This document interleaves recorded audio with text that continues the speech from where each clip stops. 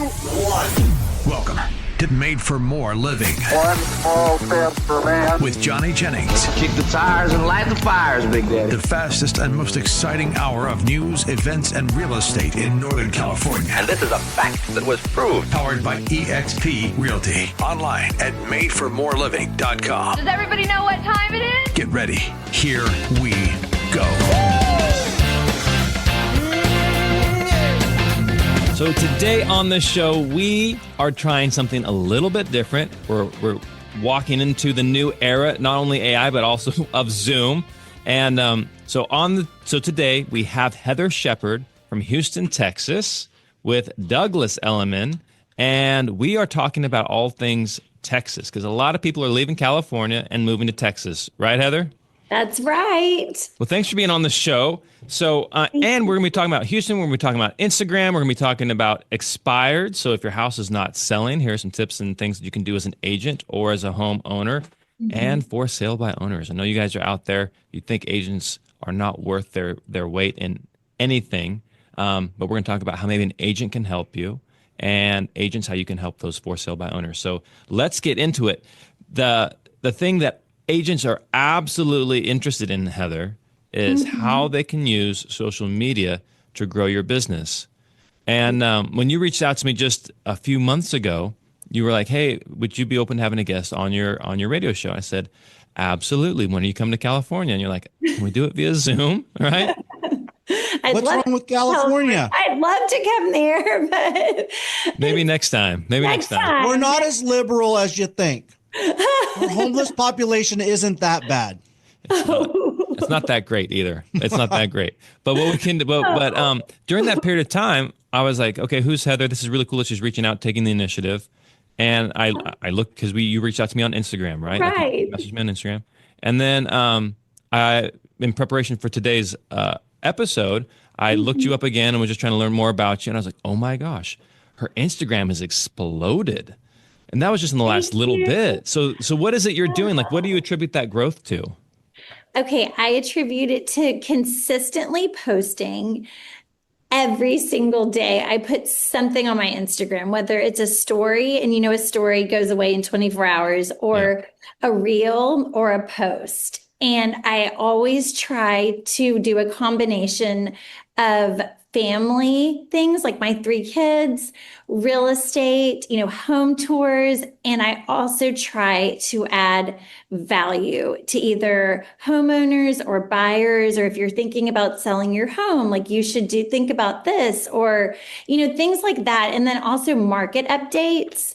The Houston market is really hot right now. And it just, even though some people, you hear different things, but houses are selling so fast and there's like such a low inventory that whenever I put little things like that on my Instagram, like I get so much engagement. Mm-hmm. And I think another big part of it is like, you have to be clear on like your brand and like who you serve, who you are, mm-hmm. what you do. Like I have like Houston Realtor, Heather Shepard, like Houston Realtor on my profile, and a clear picture of my face.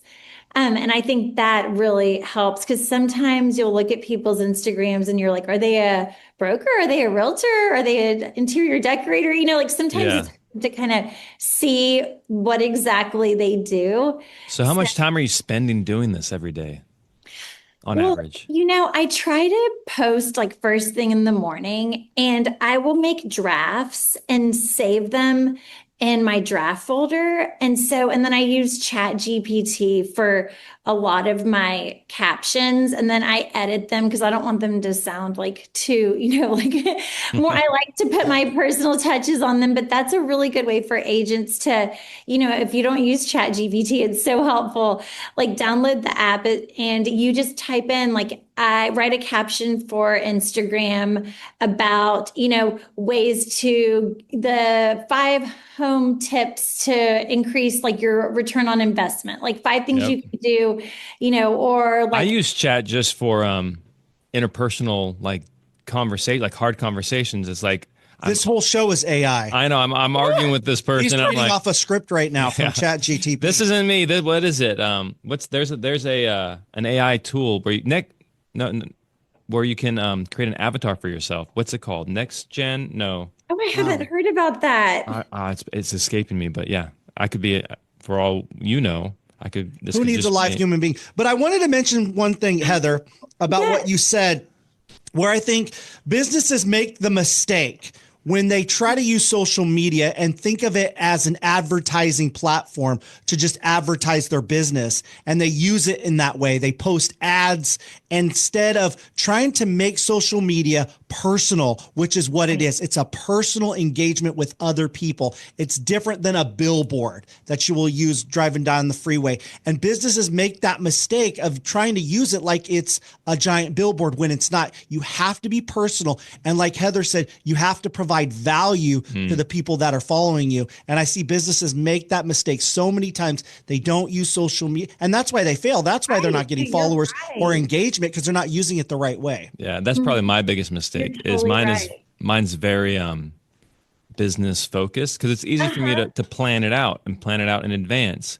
Right. It's harder for me to do the personal things, like, hey, here's my kid doing this, or here's me out for a run, or me showing, like, just doing life. So, but that's what people want to see. And so you can just like throw those little things onto your stories, and it's quick and easy. And I always tell realtors, if you have a personal Instagram and you want to start using it for your real estate business, like what I did was I didn't start a new one. Like about 3 years ago, I just started posting like my real estate business on my personal one, because how many followers did you have? I had 300 followers. 300, okay. Now, how many do you have today? Oh gosh, over 24,000, I think. And so, but that's also through, like, I've done giveaways, I've been on podcasts. I love Instagram, and it's one of my number one lead generating sources. 29,300. Oh gosh, thank you. You have a lot. Oh, well, a lot of growth since 300. Yeah. So what you're doing is working. A lot of growth. And I feel like it also, since I'm providing value, people who come to me and say, I want to sell my house, they've seen my Instagram and they're like, she knows what she's talking about. Like, I've become like an authority to people that I didn't already know. Like, of course, like my family, friends, and like past clients and things, like they trust me and know I'm going to do a great job. But all of these new people and new clients, which we all are always wanting to get new clients, of course. And so it's just showing them that I know what I'm talking about and that I want to help them. And you do need to be on the videos. So many realtors are like, ask me, do I have to be in the video? And I'm like, yes, because you are your brand. You have to be talking. You have to be doing the tours, and that's what people want to see. They want to work with you. So your Instagram has grown tremendously, right? 300 to now over 29,000.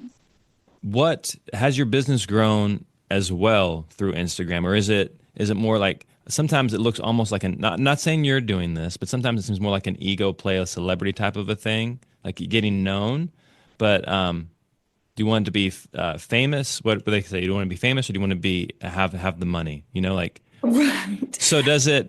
I'm not trying to be famous. I'm just trying to make a living in real estate. I'm not trying to be an influencer. I am not trying to do any of that. I honestly really enjoy Instagram. I enjoy posting on there. Like, I've really met so many great other like real estate agents and clients from all over the United States. And it's just so fun to be able to connect with people in different states, because we've been referring to each other. And that is cool. It's a small world, and Instagram provides like a platform. It's free. Well, how much do you spend? Do you spend any money on like promoting your Instagram, or is it organic, or what's that look like? So the first like year, I would boost my reels, where you can pay like $25 over 5 days or whatever. They let you adjust how much you want to spend. And I think that helped initially like kind of get my Instagram out there. Okay. And you can choose if you want to have people visit your profile or if you want more followers, or you can kind of pick, like select the box that you want, the purpose of the ad to be. Mm-hmm. And I think that was good at first. Now I don't.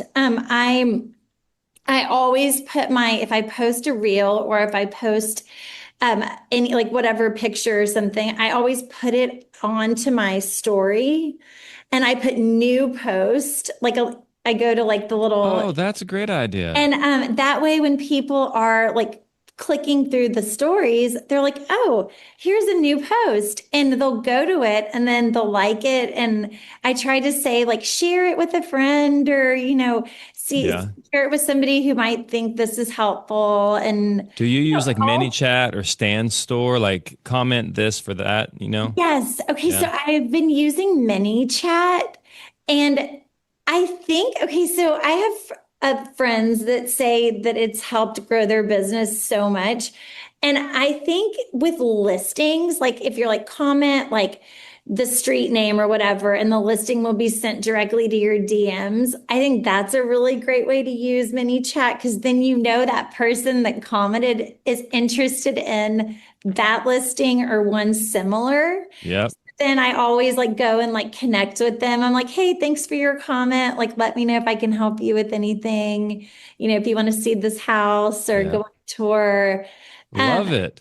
Okay, so I mean, how much is ManyChat? It's not. I don't think it's very expensive. Right? Oh, it's like $5.99 a month, I think. Okay. Yeah. Yeah, it's very inexpensive, and it's a great tool. But Stan Store I haven't used. Okay, that's the one we're using right now. But it. Well, I've been using it for like a week, so I'll let you know. But like we're trying to start doing it where and maybe I can get your take on this. Like, do you think this is a good idea? So whenever we post something, it's like comment episode 63, and then we'll send them the full episode. Yeah.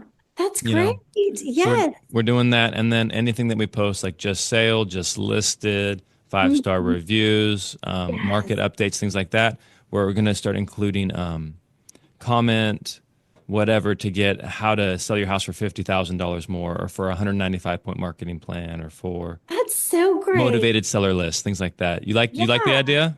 I love that idea. Okay. Yes, I really do. It has Heather's seal of approval, so if it works, you get all the credit. It's because it's also like people love like getting a freebie. Like I'll say like, comment and I'll send you my seller's guide, or I'll send you my buyer's guide. And, people love stuff like that. Okay. All right. We're going to run with it. Make sure your branding is your like whatever contact information branding is on it.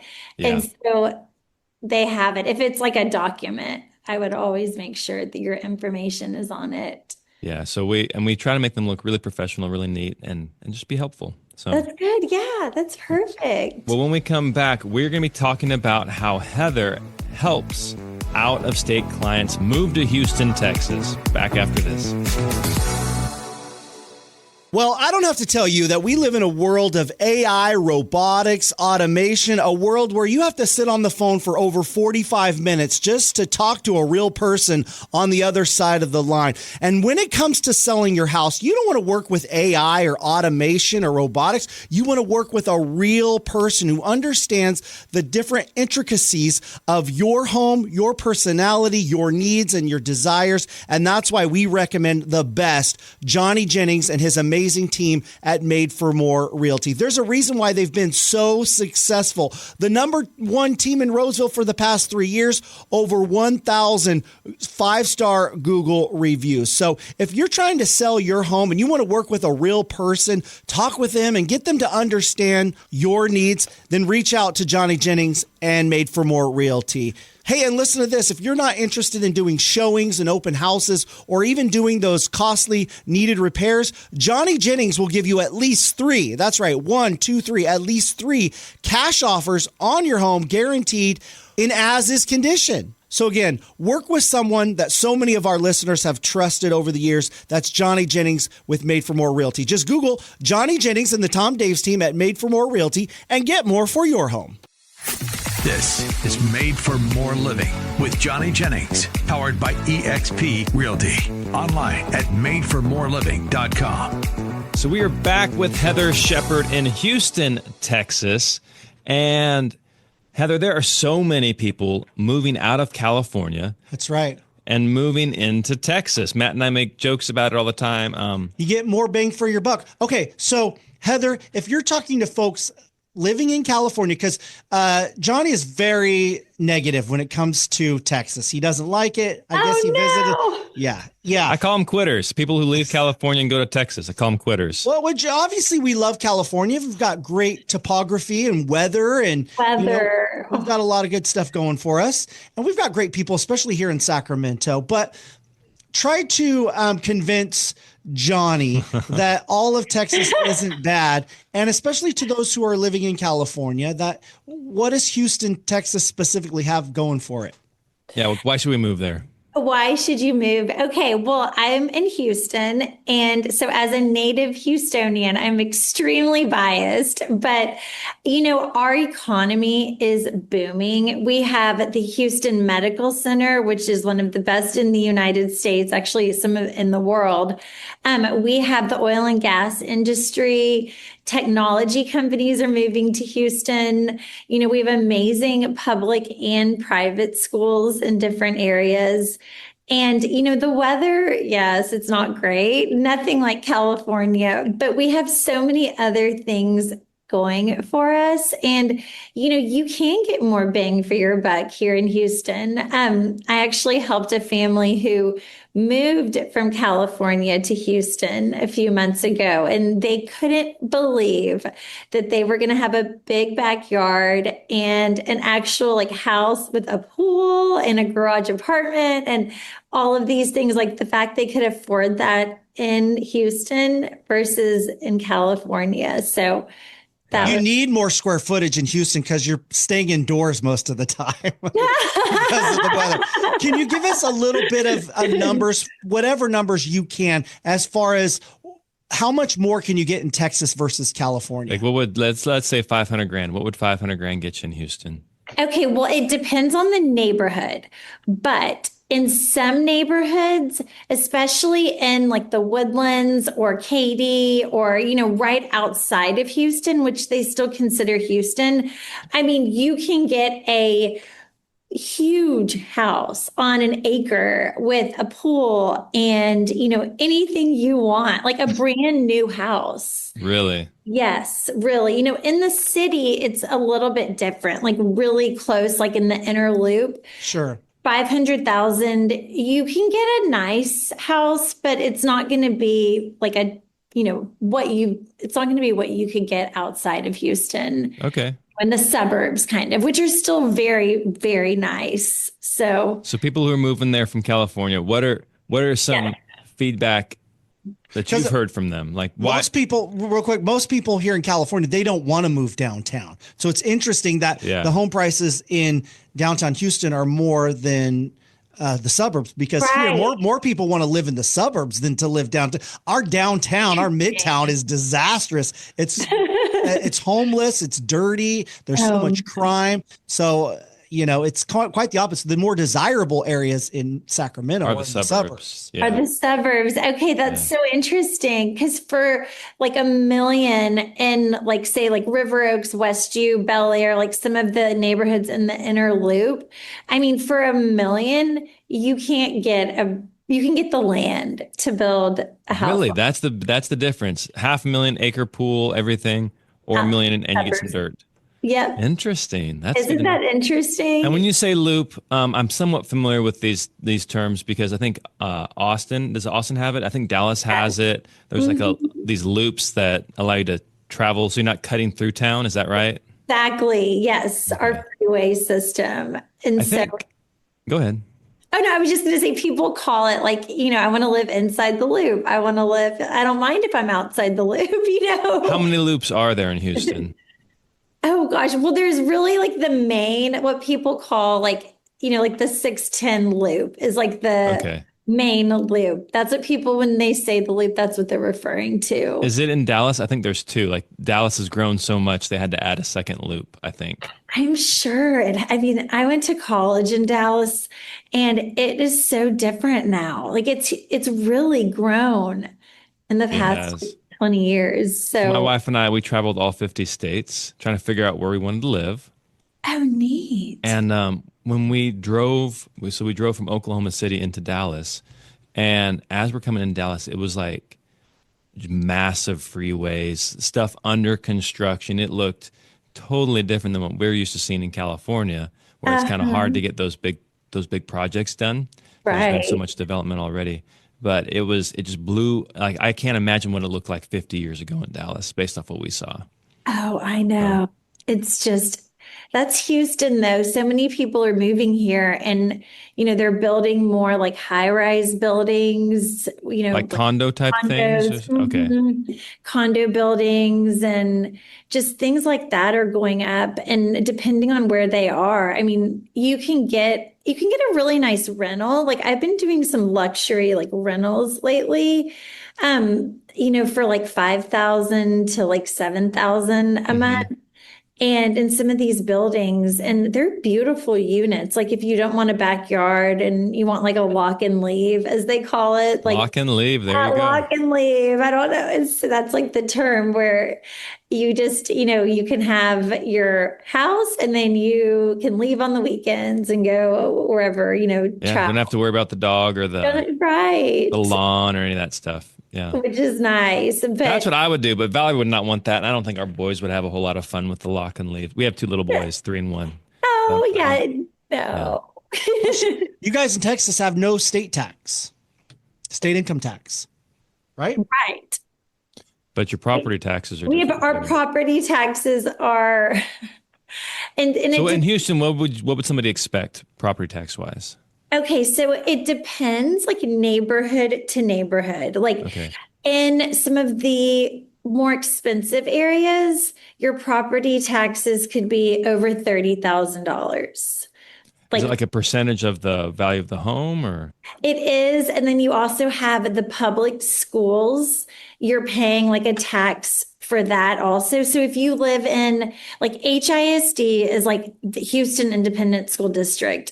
And then you have like all these little like neighborhood schools like within that. Yeah. And in the like each area, that's why it's so tricky. And you have to work with like a professional realtor because you can go a few blocks away and you're zoned to a different school. You have different property taxes. Like you might have an HOA versus in another area, like really close by, there's no HOA. And those can range from 500 a month to like 2,000 a year, 2,000, like it depends on the area, really. Interesting. Okay. It is very interesting. It's confusing for a lot of people moving to Houston. And that's what most people don't "Oh, expect. Like the grass is greener type of thing. Hey, I'm not paying any state income tax. Well, check out the property tax and do a cost analysis. Yeah. Yes, no, it's definitely, but you can definitely get more for your money here than California, I've heard. You mentioned oil, you mentioned medical. What are people typically doing? So if a family was looking to move there, like obviously if you're retiring to Houston, like you're not looking for a job, you're looking, for maybe amenities, things like that. Yes. But if you are still working, what type of jobs, like high paying jobs, can people expect to see in Houston? Well, the family I worked with, her husband is an orthopedic surgeon and he got a job in the medical center. And Okay. so that was like, he got a huge offer and they were going to pay him, a lot to relocate. And so they wanted to live like close to the medical center for his job, but then they also wanted to be close to a private school and have the option of a public school in case their children didn't get into the private school. Oh, wow. And, it's all these different things that, clients and, especially like when you're relocating, that's very stressful, first of all. Yeah. And so I always try to like make a list of everything they want talk about each neighborhood, give them the pros and the cons, like the distance to their jobs. And I always say, like, you need to drive, like, and I do it for the people out of town, but like drive the commute in the morning, drive it at night, drive it like if on a Saturday, if you're going to run to the grocery store or something. Because in Houston, the traffic, like it could take you 10 minutes to get somewhere one time of the day, and then another time of the day, it could take an hour. Really? Yes. Oh my goodness. And so when you're buying a house, it's especially not being from Houston or in Houston, I always try to make sure they know, like, this is going to be your commute. This is probably going to be the traffic, like, all of those kinds of things, and do like virtual tours and just really try to help them with their whole life, not just the house. I love these tips though, because you're talking about, okay, make sure you know the schools, make sure you know the property taxes, because property taxes apparently vary wildly. Make sure you understand the traffic. I had no idea. So like for us here in Sacramento, it could take me 15 minutes or it could take me maybe 30 minutes, but it's not 10 minutes to an hour. Like, it's not that wide of a swing. Oh, it's on some of the freeways. Like that is Houston. Okay. And if there's a wreck, oh my gosh, even longer.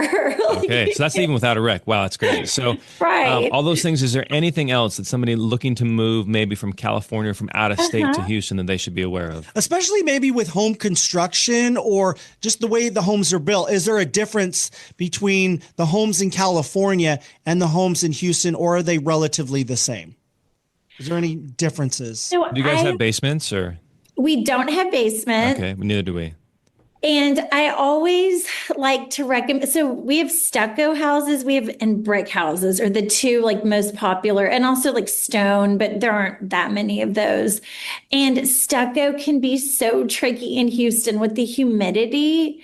Whenever you're buying a stucco home, I always recommend having a stucco inspection in addition to your regular inspection, because there is always something that shows up, whether it's like moisture in the stucco or a little crack. Do like scope inside past the stucco? Okay, that's what the stucco inspection is. Yes. Interesting. And so you can have like serious problems with the stucco. And it looks fine on the outside, but inside it looks it's like totally fine. And so that's it's a tricky thing. Like, you're taking a little bit of a risk when you buy a stucco house in Houston, just because of the weather. Like, it rains and then it's like burning. It's like chilly one day, hot the next day. Like, the weather is so crazy that the stucco just doesn't respond well to that.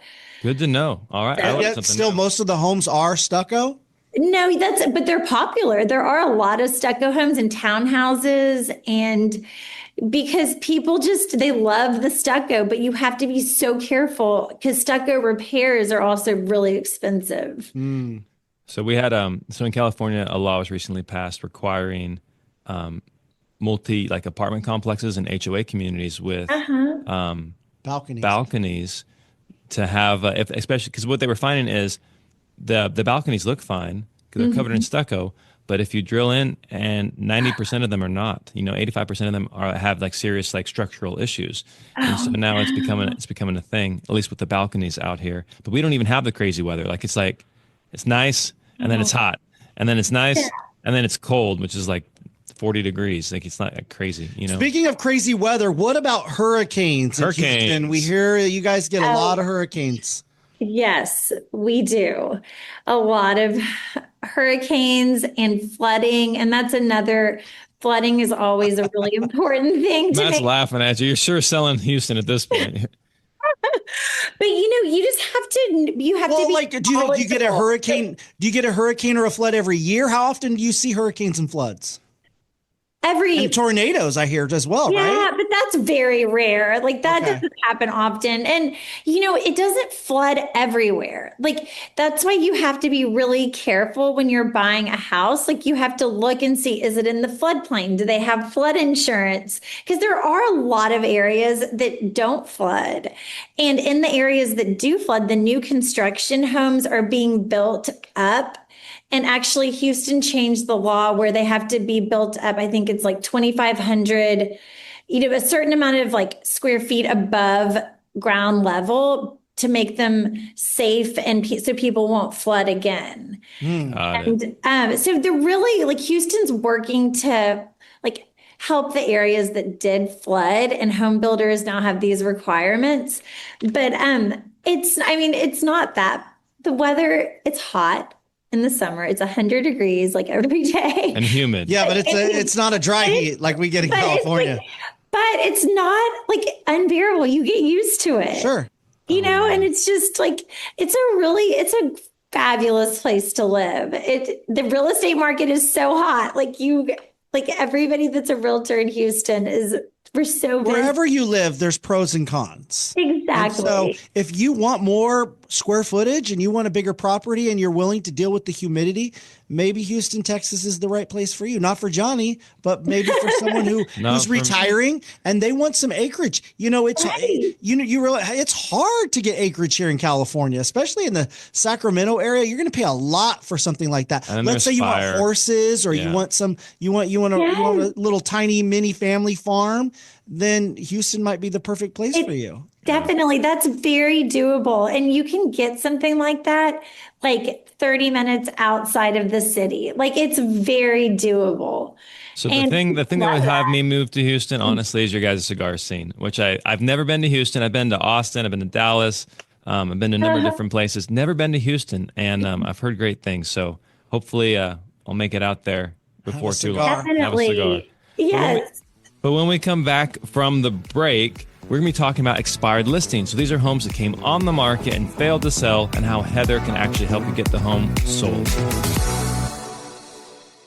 All right, so you're hearing our conversation today about Texas and Houston, and your ears are starting to perk up because you've thought about moving out of California to another state like Texas. You think if you sell your home in California, you can get more bang for your buck in another state, possibly Houston. Well, if you work with Johnny Jennings, he guarantees to get you the most money possible for your home so you can stretch it as far as possible in another state like Texas. So if you want the most money for your home, nobody better, nobody that's proven that they can get more for your home than Johnny Jennings and his amazing team at Made for More Realty. Hey, guys, that's why they have over 1,000 five-star Google reviews, why they've been voted the best team in Roseville for the past 3 years. And listen to this. Maybe you're not interested in doing showings or open houses or getting your home organized or any of that hassle, and you want something simple and easy. Johnny Jennings will give you at least three cash offers on your home in as-is condition, which means you don't have to do any of those costly home repairs. So if you're thinking about retiring or just moving out of state to someplace like Texas, then you have to reach out to someone that so many of our listeners have been doing for the past many years. That's Johnny Jennings and Made for More Realty. So just Google Johnny Jennings with Made for More Realty and get more for your home. This is Made for More Living with Johnny Jennings, powered by eXp Realty. Online at madeformoreliving.com. We are back with Heather Shepard in Houston, Texas, and we are going to talk about how to get your home sold if it's an expired or if it's a for sale by owner. But before we do, Matt, you had a burning question. Well, first I wanted to ask real quick because Johnny and I have both been to Dallas, but we haven't been to Houston. Real quickly, how does Houston differ or compare to Dallas? With regard to like the real estate? Anything, yeah. Real estate, the size, weather, things like that. Because there's a lot of folks that have been to Dallas, but they've not been to Houston. Yeah, I've never been to Houston. Okay, so Dallas gets colder than Houston. They have snow more often than we do. We'll have snow like once every few years. And the real estate market, I've heard, is the same as it is in Houston. Like the houses are flying off the market. If they're move-in ready, in great condition, in a good area, they're just flying because there's such low inventory. So That's what I've heard from talking to friends who are realtors in Dallas. but I'm not an expert on Dallas. So don't Okay. necessarily quote me on that. But Okay. Houston is bigger. Well, one of the reasons that Californians are moving to Texas is because of the politics. They don't like the politics here in California, so they're moving to a more conservative state like Texas. And we heard of one real estate agent who thought it would be a great idea if he told It was in Idaho. Democrats, or it was in Idaho. He said, hey, if you're a Democrat, I will not charge any fees to sell your home for you to move out of state. So he took kind of a political stance, and it paid off for him. He got a lot of phone calls, sold a lot of houses. Not from Democrats, though. It was- From Republicans actually who sided with him and thought, oh, this is a great guy. Do you think it's do you think it's financially advantageous for a real estate agent to take a stance on politics if it would help them grow their business for people who agreed with them? Like, what's your stake? Okay, so I do not talk about politics. I am very private about all of that because I have clients who are anywhere from like extremely conservative to just, they were very upset when Trump won. And so I have such a wide range of clients that I don't post about anything political on my Instagram. I don't talk about it to anybody because people get so fired up whichever way they voted or whichever issues they feel, that I would rather it be just like a business relationship between us, instead of trying to bring in politics, even if I thought it would benefit me by saying, something like that. I just don't want to be that kind of realtor, because I think for a short amount of time that might give you like a boost in your sales, but long term, I just think it's more professional for me just to, be informative about the Houston real estate market and not be on a political side. I'm with you. People, they'll gravitate towards you if they agree with you in that moment, in that instance. And it's almost like a wall goes up between you and them if they think you believe something different. And you see the impact of Elon Musk. He saw a little boost by supporting President Trump, but Tesla has seen a lot of negative impact because he went political. So I think a lot of businesses understand, hey, you have to be apolitical because you want customers from all political spectrums, you know? Exactly. And it's not that doesn't affect, your day-to-day real estate business. And I think it's just better to stay like neutral with all of that. You can believe what you want, but just to not advertise it, I think it's just more professional. And that's just my opinion. I like that. More professional. I tend to agree. So expireds and FSBOs. Yes. You said you have a special strategy on that, on working with expired. So realtors listen up, sellers listen up. What is it? Okay, well, I don't know if I would say it's a strategy that has worked for me. Okay. So in Houston, I don't know if it's like this in California, but whenever a listing expires, we can see it on our MLS and realtors just start calling and calling and calling.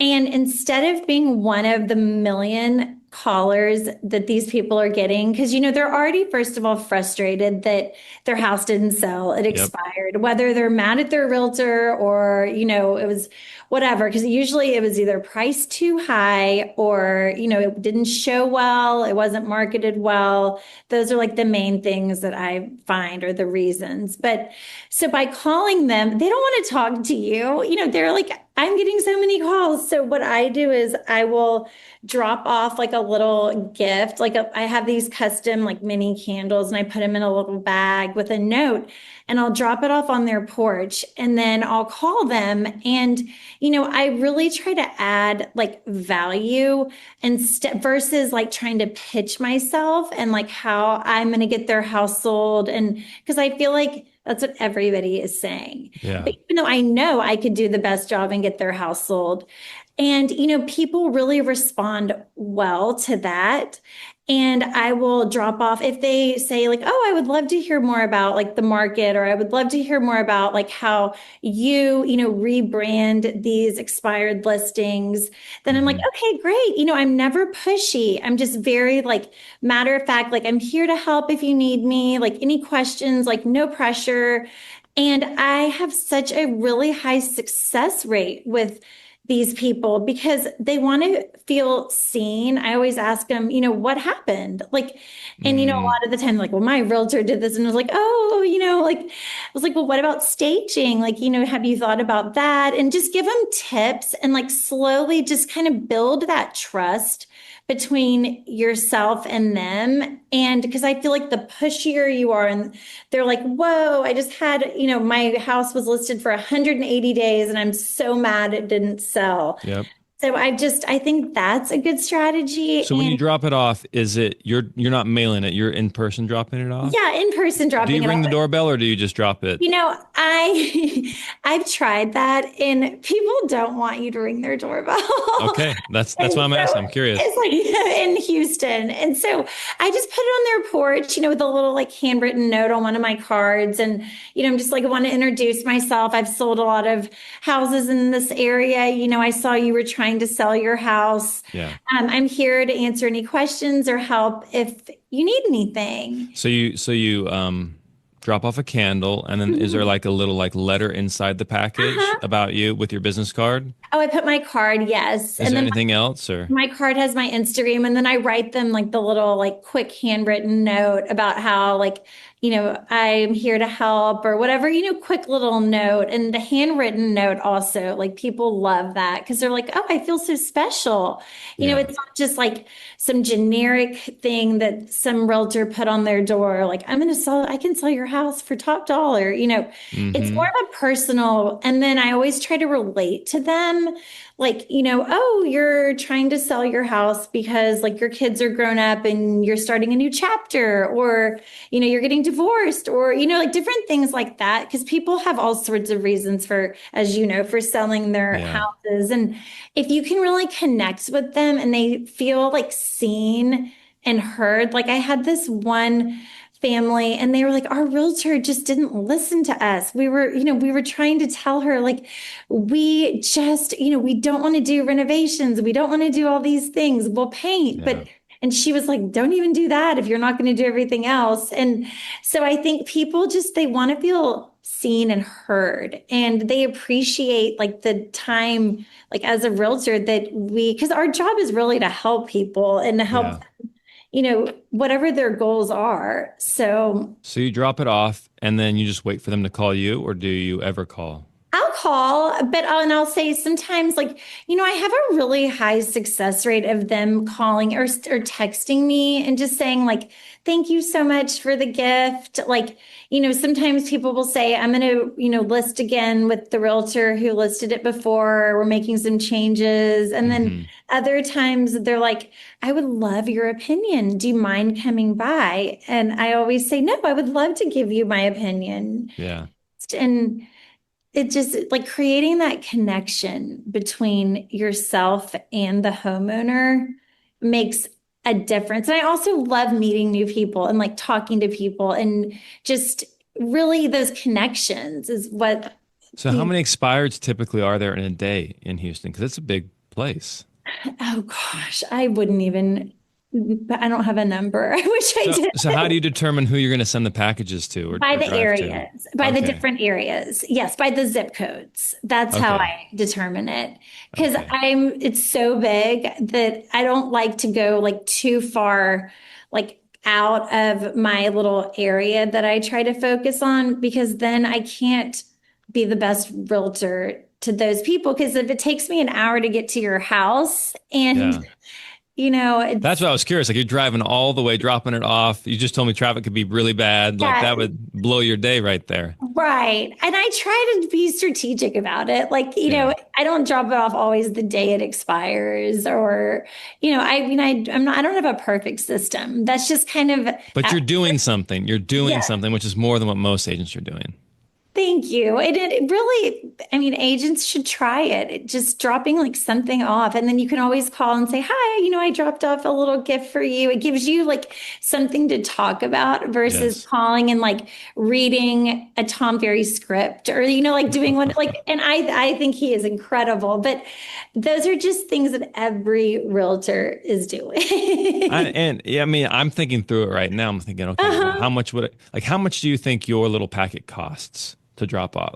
Oh, not a lot. Like I have a friend that makes these candles and they're like $2. Oh, that's even cooler. You have a friend that makes them? It's like a local Houston business and she makes them. And I'll have to send y'all one. They smell so good. They're all natural and they have my logo on it and my QR code and on the little label. They're branded to you even. That's really cool. And I just put them in a little bag I get on Amazon and, just a clear plastic bag and tie it. It's probably like $4 total. So $4, people would pay $4 for Facebook leads all day long. Right. But they won't spend $4 on a candle to brighten somebody's day. Exactly. Yeah. And you can you don't even have to drop off a gift. Like even a handwritten note like that, just something more personal. I like that. That's really cool. That's a takeaway for me. Yeah, try it. I will try it. I'll let you know. Let you know how it goes. And then, see what you think. So that's expired. And so then typically you mentioned the reason why the house didn't sell was it was probably overpriced, didn't present well, didn't have a decent marketing plan. So you come in and you say, hey, here's how I would tweak it.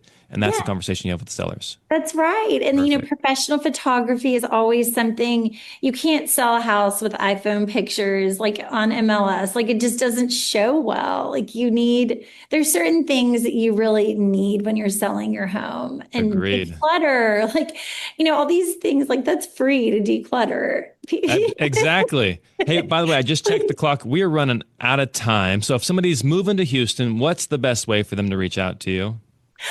You can find me on Instagram at HS Homes Houston, and I have my phone number on there. Send me a message on there, or call me or text me anytime. And Heather, it was a joy. It was a joy having you on the show. I can tell why you're successful. You connect with people. You're very good at what you do. Thank you for taking the time today. Thank you so much for having me.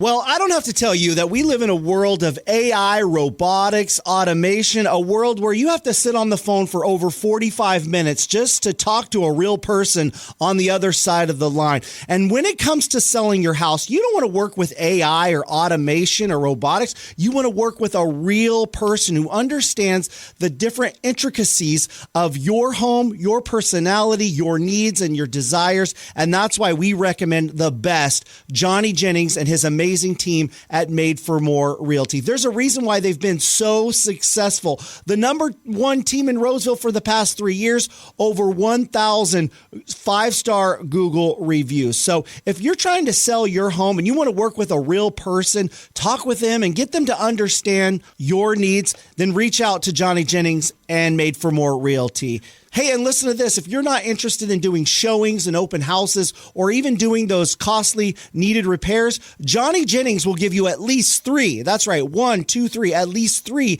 cash offers on your home guaranteed in as-is condition. So again, work with someone that so many of our listeners have trusted over the years. That's Johnny Jennings with Made for More Realty. Just Google Johnny Jennings and the Tom Daves team at Made for More Realty and get more for your home.